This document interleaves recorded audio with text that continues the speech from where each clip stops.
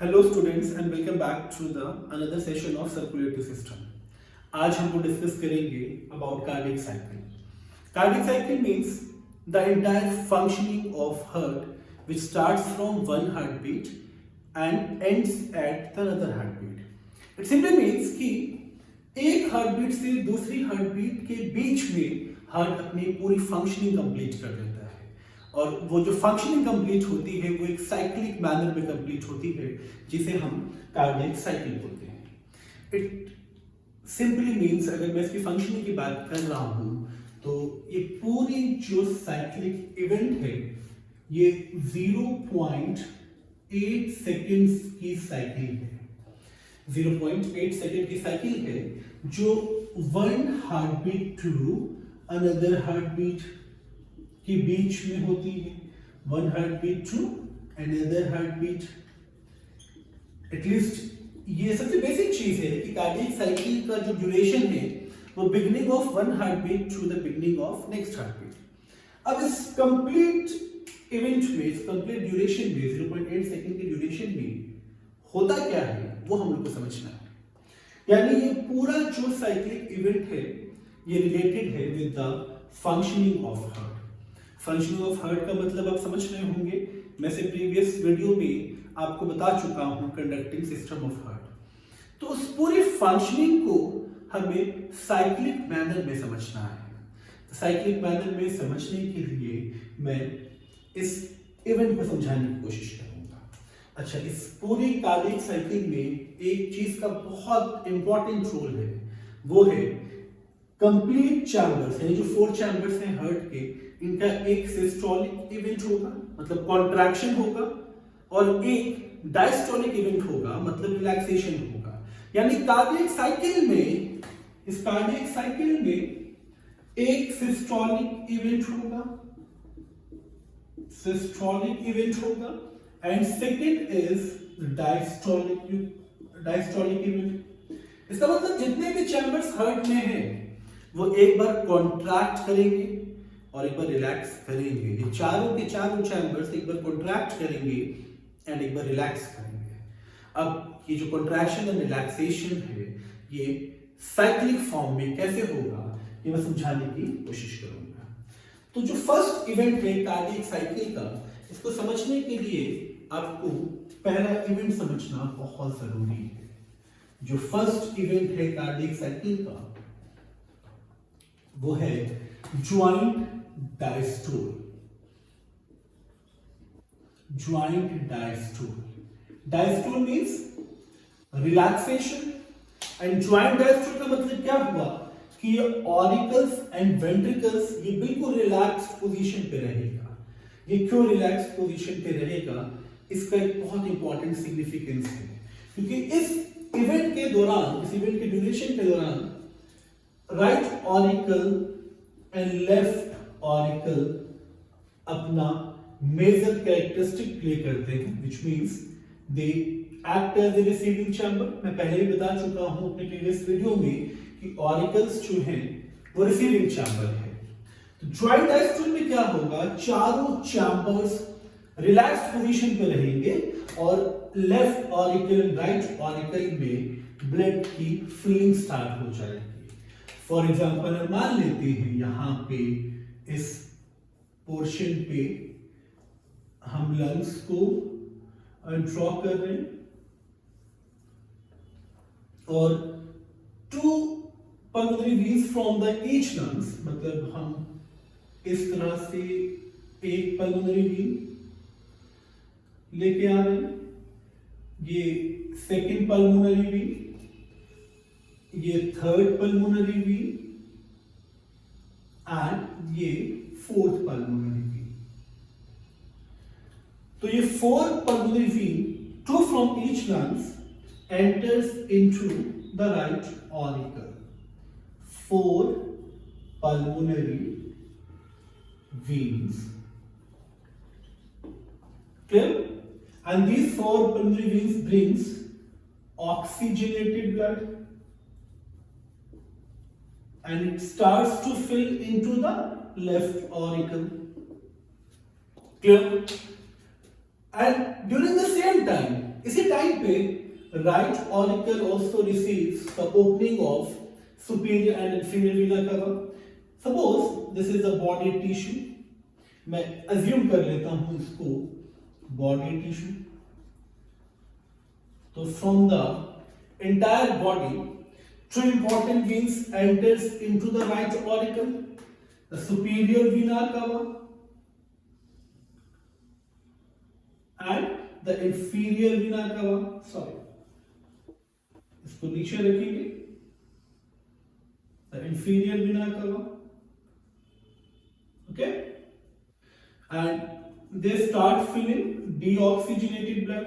So this one is superior vena cava. Clear? And this one is inferior vena cava.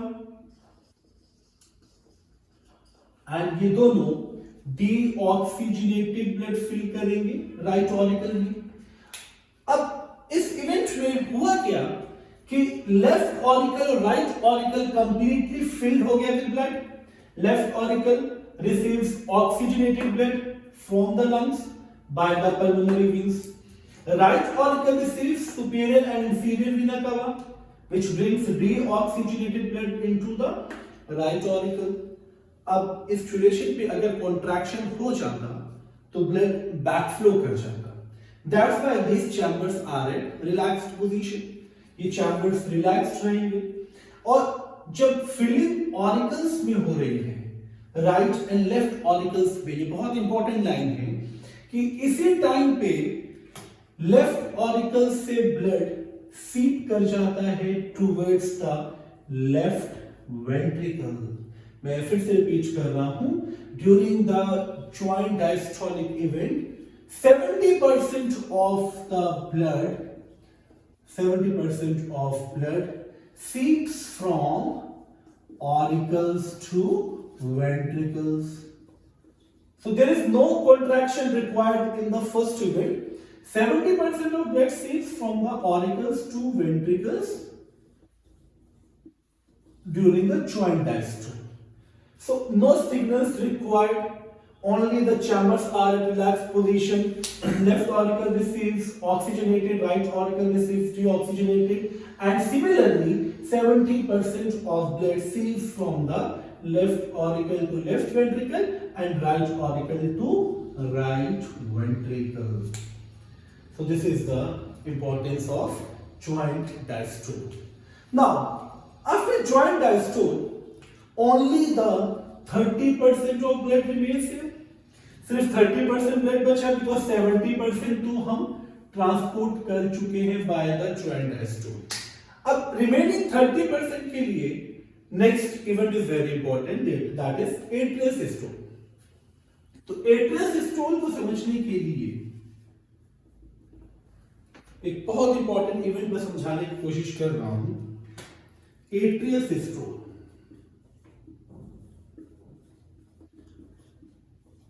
अब देखिए, name से indicate हो रहा है atrial systole means the contraction of atrium, contraction of auricles. और ये contraction क्यों होगा? क्योंकि 30% ब्लड अभी भी इन चैम्बर्स में फिल्ड है. तो left auricle and right auricle अपने वॉल को कॉन्ट्रैक्ट करेगा. और ये कॉन्ट्रैक्शन क्यों होगा? क्योंकि मैं इससे प्रीवियस वीडियो में बता चुका हूं कि राइट ऑरिकल के अपर लेटरल वॉल पे ऐसे नोड प्रेजेंट है. ऐसे नोड इंपल्स को जनरेट करेगा. इंपल्स ट्रेवल होगा towards the wall of right auricle and left auricle, and then the wall starts their contraction. यानी ये लेफ्ट ऑरिकल राइट ऑरिकल जब कॉन्ट्रैक्ट करेगा तो कॉन्ट्रैक्शन में कुछ इस तरह से स्ट्रक्चर हो जाएगा. इस तरह से ये कॉन्ट्रैक्ट करके अपना स्ट्रक्चर जो है वो कंप्रेस कर लेगा. मैं ज्यादा अभी इसमें कंप्रेशन नहीं शो कर रहा हूं, बट एक अंडरस्टैंडिंग के लिए हम दोनों ऑरिकल्स को कॉन्ट्रैक्ट कर रहे हैं. तो एट्रियल सिस्टोल में एक बहुत इंपॉर्टेंट इवेंट क्या था कि both atria starts their contraction. They starts their contraction due to the impulse of SA node, due to impulse of SA node, impulse of SA node. Clear? अब होगा क्या? जैसे ही एट्रिया का सिस्टोल हुआ, ये सिस्टोल क्यों हुआ? क्योंकि SA नोड की इंपल्स ऑरिकल्स की वॉल पे थी। ऑरिकल्स कॉन्ट्रैक्ट होगा तो 30% ब्लड को ऑरिकल्स में वेंट्रिकल्स के ऑरिकल्स से वेंट्रिकल्स में आने के लिए क्या करना होगा?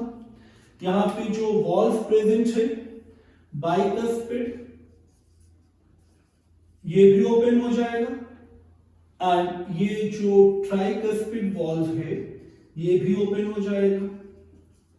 दोनों वॉल्व ओपन होंगे बिकॉज जब एट्रिया कॉन्ट्रैक्ट होगा तो प्रेशर आएगा वॉल्व पे, वॉल्व ओपन होगा एंड ब्लड जो 30% ब्लड है वो ऑरिकल से वेंट्रिकल्स की तरफ आ जाएगा। अब एट्रिया तो कॉन्ट्रैक्ट कर चुका है, कंप्लीट ब्लड भी ऑरिकल से वेंट्रिकल्स की तरफ आ चुका है ना, बिकॉज ऑफ ऐसे नोड वॉल्व ओपन हुआ और 30% ब्लड भी ऑरिकल से वेंट्रिकल्स की तरफ। अब क्या होगा? अब कॉन्ट्रैक्ट हुआ है तो ऑरिकल्स दोबारा अपनी पोजीशन पे आएगा, मतलब एट्रियल डायस्टोल होगा।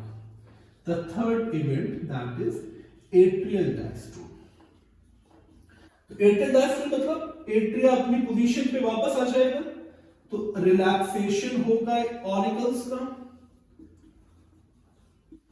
और रिलैक्सेशन तभी होगा जब कंप्लीट ब्लड ऑरिकल से वेंट्रिकल्स की तरफ आ जाएगा। यहां तक आपको समझ में आ रहा होगा। अब हम आएंगे फोर्थ इवेंट की तरफ जो बहुत इंपॉर्टेंट है, वो है वेंट्रिकुलर सिस्टोल। अच्छा, वेंट्रिकुलर सिस्टोल आप जानते हैं क्यों इंपॉर्टेंट है? क्योंकि लेफ्ट वेंट्रिकल से एओर्टा राइज होगा, राइट वेंट्रिकल से पल्मोनरी आर्टरी राइज होगी। और इस चीज को समझने के लिए सबसे इंपॉर्टेंट क्या है, मैं इस चीज को आपको समझाऊं।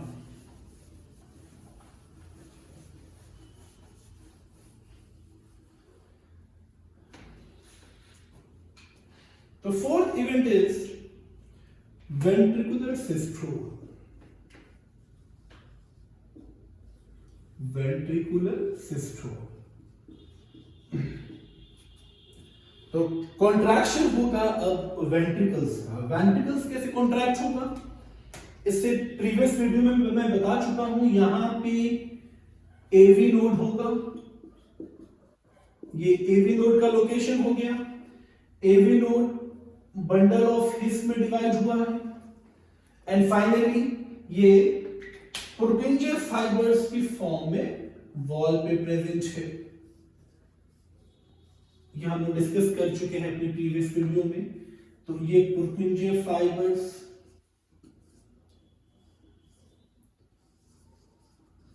एंड ये बंडल ऑफ हिस,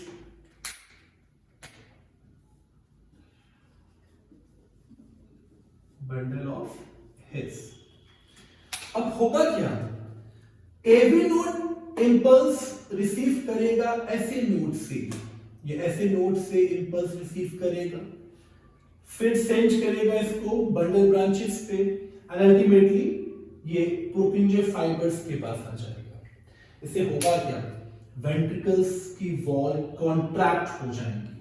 जब वेंट्रिकल्स कॉन्ट्रैक्ट होगा, क्योंकि ये चैम्बर कंप्लीटली फिल्ड है, प्रेशर आएगा। प्रेशर किस पे आएगा? बैक साइड की तरफ भी आएगा, बैक फ्लो भी हो सकता है, और आगे की तरफ भी आएगा, यानी इस डायरेक्शन पे जहां पे सेमिल्यूनर वॉल्व प्रेजेंट है, aortic semilunar valve, semilunar valve, and इस डायरेक्शन में मैं इसको इस पेन से मार्क कर रहा हूं। इस डायरेक्शन पे पल्मोनरी सेमिल्यूनर वॉल्व प्रेजेंट है, पल्मोनरी सेमिल्यूनर वॉल्व,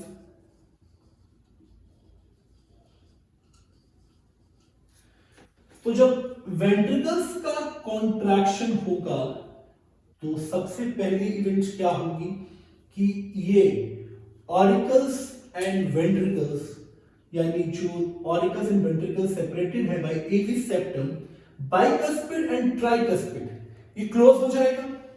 क्लोज होगा बिकॉज ऑफ द प्रेशर, क्योंकि कॉन्ट्रैक्शन हुआ है तो कॉन्ट्रैक्शन से प्रेशर वॉल्व पे आएगा, ये क्लोज होगा जिससे कि बैकफ्लो ना हो। तो वेंट्रिकुलर सिस्टोल में पहला इवेंट क्या होगा, closure of AV valve, means bicuspid and tricuspid, ये होगा। दूसरी चीज क्या होगी, जैसे ही ये कॉन्ट्रैक्ट होगा प्रेशर इन पे आ जाएगा, यानी pulmonary semilunar and aortic semilunar ये ओपन हो जाएगा। तो aortic semilunar and pulmonary semilunar, it gets open, ये ओपन हो जाएगा। जैसे ही ओपन होगा, अब होगा क्या, यहां से तो एओर्टा राइज होगा, मैं बैक साइड से शो करता हुआ आपको दिखा रहा हूं कि एओर्टा राइज होगा और इस तरफ से आपको एओर्टिक आर्च दिखना स्टार्ट हो जाएगा।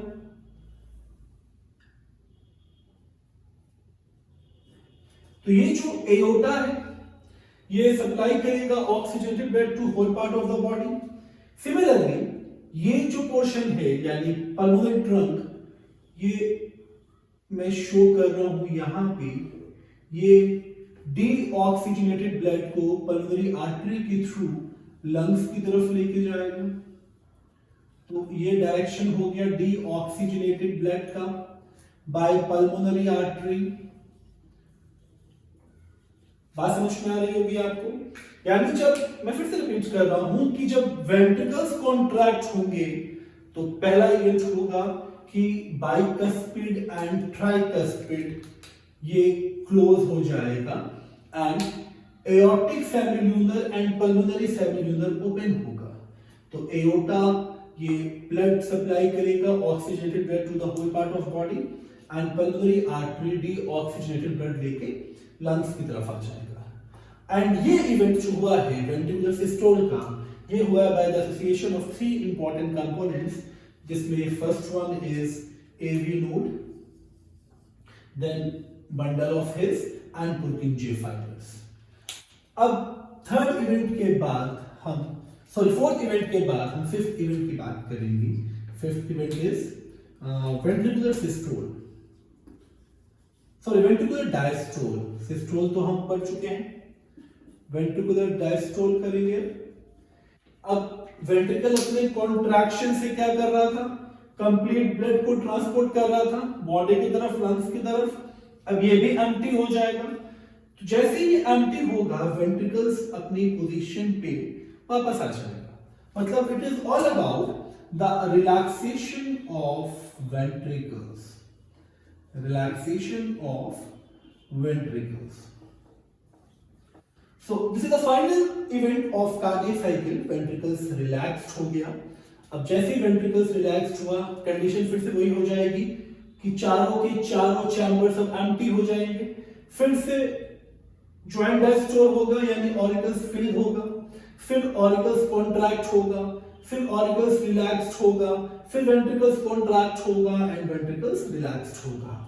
अब इस पूरे इवेंट में जो सबसे इंपॉर्टेंट पार्ट है, पूरे कंप्लीट कार्डियक साइकिल में 0.8 सेकेंड का ड्यूरेशन था, जिसमें जो फर्स्ट इवेंट था ज्वाइंट डायस्टोल वो 0.4 सेकेंड का है। मैं ये चीज मेंशन कर रहा हूं यहां पे।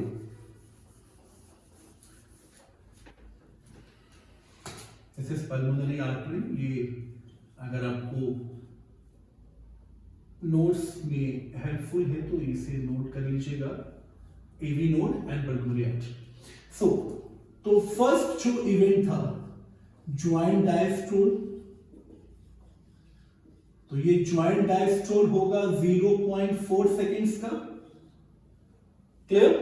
फिर एट्रियल सिस्टोल, और एट्रियल सिस्टोल होगा 0.1 सेकेंड्स का, एंड वेंट्रिकुलर सिस्टोल जो है, जो लास्ट इवेंट है वो 0.3 सेकेंड्स का, क्लियर। तो this is all about cardiac cycle. Please like my channel and subscribe my channel if you are understanding the content, and hoping for the more videos in the near future.